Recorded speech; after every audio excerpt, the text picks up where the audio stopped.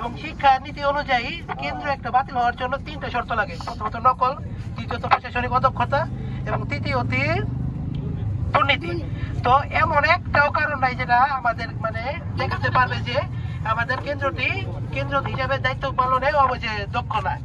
তো এটা মূলতই দুর্নীতির শিকার হয়েছে আমাদের কলেজ এবং আমাদের এই বিক্রমপুর এলাকা সারা বাংলাদেশের মধ্যে একটি ঐতিহ্যবাহী স্থান। এটা আমরা জাতীয় সিদ্ধান্তের প্রতি সম্মান প্রদর্শন করি। সুতরাং আমরা অবশ্যই দাবি করবো যে আমাদের সব ক্ষেত্রে অনেক কিছু অসুবিধা হয়ে থাকে, আমাদের অনেক কিছুই কোন্দল থাকে এই 2টা কেন্দ্রের ভিতরে। তারপর আমরা জাতীয় প্রতি সহানুভূতিশীল এবং শ্রদ্ধা বোধ করি। আমাদের যাতায়াতে প্রায় 2 থেকে 2.5 ঘন্টা সময় লাগে। তারপর আমরা জাতীয় সিদ্ধান্তের প্রতি সহানুভূতিশীল এবং আমরা সম্মান প্রদর্শন করি প্রায় 30 বছর যাবত। তো এই 3টা কেন্দ্র বাতিল হওয়ার ক্ষেত্রে যে 3টা নীতি থাকে, তারা দেখাতে পারবে না যে একটা নীতি আমাদের বাস্তবায়ন করতে পারছে।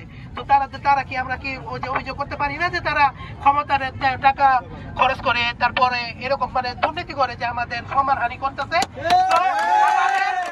আমাদের একটাই দাবি, 72 ঘন্টার ভিতরে আমাদের আগের সুনাম আমাদের কেন্দ্র পুনর্বহাল না হলে আমরা ইনশাল্লাহ 21টা জেলার সংযোগ বিচ্ছিন্ন করবো ইনশাল্লাহ।